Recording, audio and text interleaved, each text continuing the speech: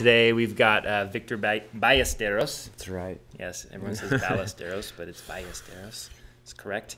Anyway, Victor is from the Bay Area, and this weekend he participated and actually got second place in the Tahoe 200-mile endurance run. Victor did very well, and thanks for coming today. Thanks for having me. Yeah, I was out there with Victor, and yeah, you were looking really good and had a good strategy. It looked like you kind of started off slow and moved up through the ranks. Why don't you tell me kind of how your day or several days unfolded? When Candace Burt put it together, I thought, wow, that sounds like a really interesting event, that especially being the inaugural event. I mean, I just felt like it's hard enough to like put together a 100-miler, double it, 200 miles.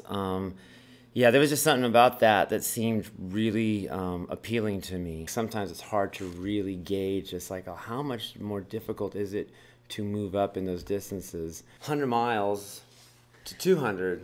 Yeah. I mean, that's a huge leap. Yeah. Well, you know, I'm just thinking about it as you're talking about that. What I kind of realize is like 100K you can get done in a day, like a daylight, you know. 100 mile, you kind of have to go into that night, like that sleep cycle. Right. And then 200 miles, several sleep cycles. So, you know, maybe it's like that, your body's not getting that recovery, you know, and that's where it really starts to deteriorate. Right. And so going into the event, there was a huge question about, like, are you going to sleep? Essentially, I didn't sleep.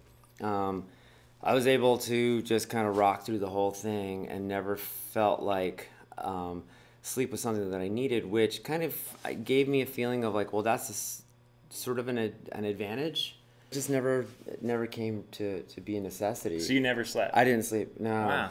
Yeah, I stayed awake. I used poles, which was the first time I'd ever done that too, which I thought was a big help. I was funny. I didn't have gloves. And the pole started to give me blisters because I used them the whole entire time.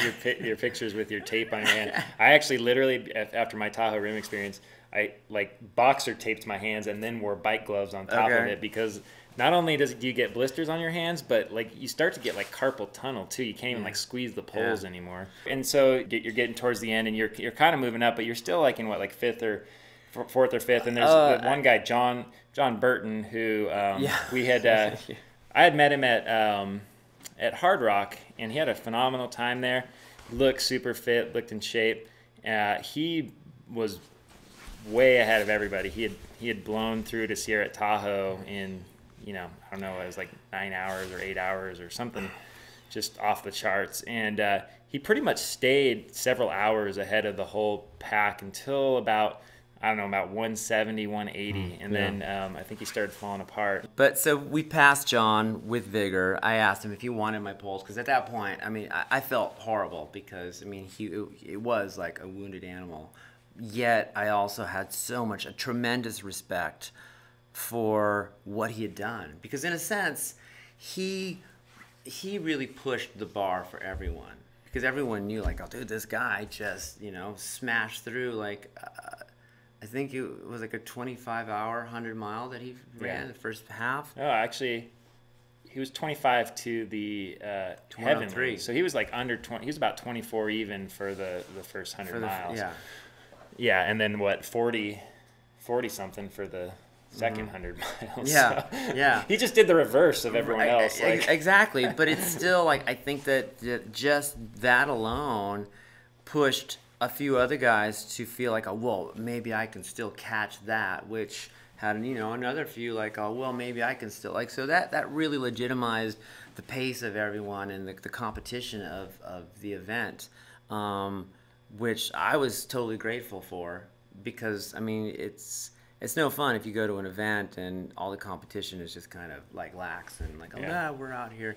I mean, and there were some folks who, you know, I'm not going to name names, but we're like kind of poo-pooing the whole thing. Like, oh, 200 miles, like, that's not a race. You don't run 200 miles. It's going to be a who can hike the fastest. And maybe that's true, but still, it's like there's still running involved. It's just not as much. You know? Yeah, it's a different, it's a totally different kind of event. I think honestly we probably ran about 207 to 210 miles total. So yeah, there was some mild discrepancies, but it's just a rounding error on a 200-mile race. So that cumulatively added up to the point where I was starting to actually have a breakdown, which I've never had in an event. So do you think the 200-mile race is going to catch on? Do you think it's like the next thing in ultra running? Do you think you're going to do it again? I would totally do it again. I think a lot of folks would do it again. I don't think it's going to like suddenly boom into like, oh, now there's like suddenly 5. I do think that like everything, people look for a new adventure. And definitely, for a lot of folks who aren't thinking about like, oh, well, maybe I can place or I can do anything like that. The adventure element of it is right there. And I think that that's going to be what sells these events. And congrats to all the finishers and all the participants and race directors and everyone at Tahoe 200.